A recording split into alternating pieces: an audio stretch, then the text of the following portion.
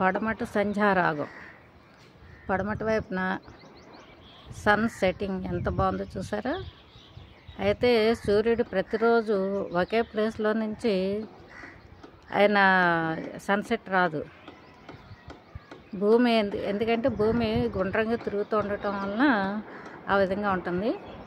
Sunset అనేది ఒక్కొక్కసారి చూడండి ఈ చెట్ల మధ్యలో వస్తుంది. ఇప్పుడు ఇక్కడికి వచ్చింది కదా క్లియర్గా.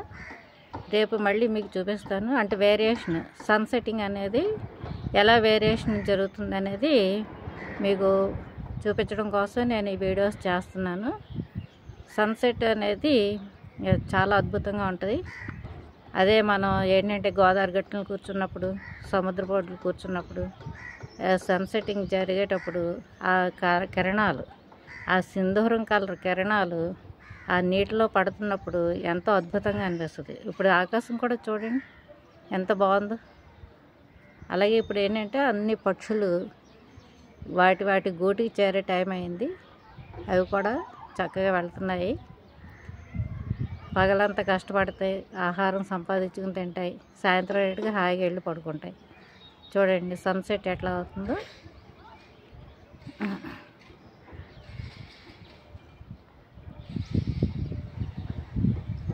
అంటే ఎవ్రీ సెకండ్కి చేంజ్ అవుతూ ఉంటుంది.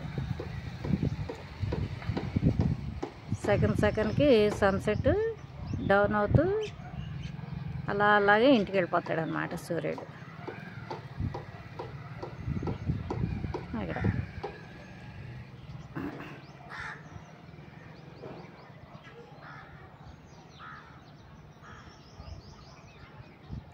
పక్షులు చూసారా ఏ విధంగా వెళ్తున్నాయో.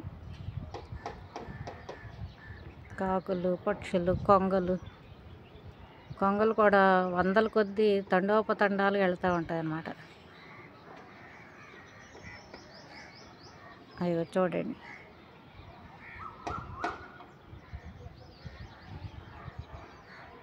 అంటే ఉదయం ఏమో తూర్పు వైపుకి వెళ్తాయి, సాయంత్రం పడమటి వైపుకి వెళ్తాయి ఈ పక్షులు. నేను అబ్జర్వ్ చేస్తుంది అదే. ఉదయం పొద్దుట కరెక్ట్గా 5:30కి అట్లా మనం వస్తే పైకి పక్షులన్నీ కూడా పడమటి నుంచి తూర్పు వైపుకి ప్రయాణిస్తాయి అన్నమాట. ప్రయాణించి అక్కడ ఆహారాన్ని సంపాదించుకుని ఈవినింగ్ అయ్యేటికి తమ గూటికి చేరుకోవడం కోసం పడమటి వైపుకి వెళ్తున్నాయి. నేను చాలా అబ్జర్వ్ చేశాను. ఎందుకంటే ఇలా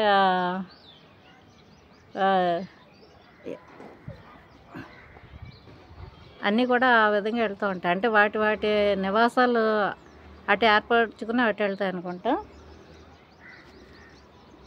అంటే చూడండి, మనం అన్నా మర్చిపోతామేమో కానీ పక్షులు తమ గూట్లని మర్చిపోవు.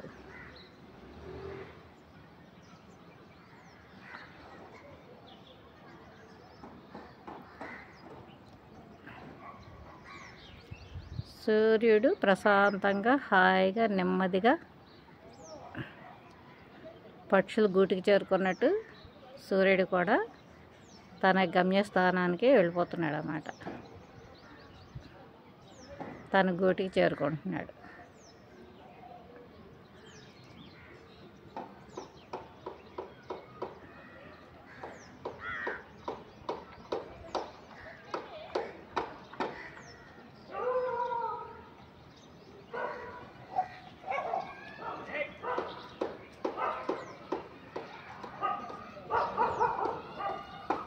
చూసారా సూర్యుడు అస్తమించాడు.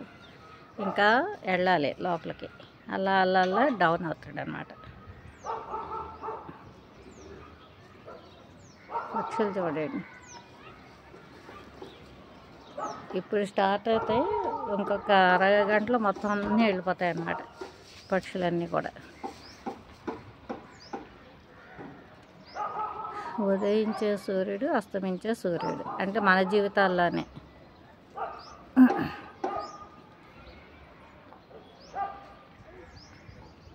అంటే సూర్యుడు ఉదయించడంలోనూ అస్తమించడంలోనూ మన జీవితానికి కూడా ఎంతో లింక్ ముడిపడి ఉంది.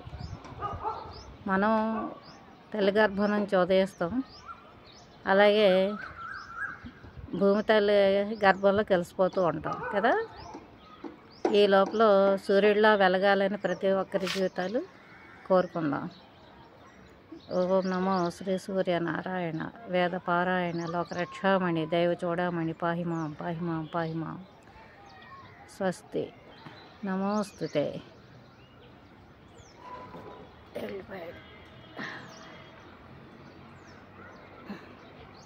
Thank you all of you. Share చేసుకోండి, లైక్ చేయండి, సబ్స్క్రైబ్ చేసుకోండి. ఎంకరేజ్ చేస్తుంటే నేను కాస్త ఈ ఎడిటింగ్లు తర్వాత ఇవన్నీ కూడా నేను చేయలేను. ఏది న్యాచురల్గా ఉంటే దాన్నే చూపించాలన్నది నా ఉద్దేశం. అలాగే న్యాచురాలిటీని ఎంకరేజ్ చేయండి, మంచి మంచి విషయాలకి ఎంకరేజ్ చేయండి. Thank you so much all of you.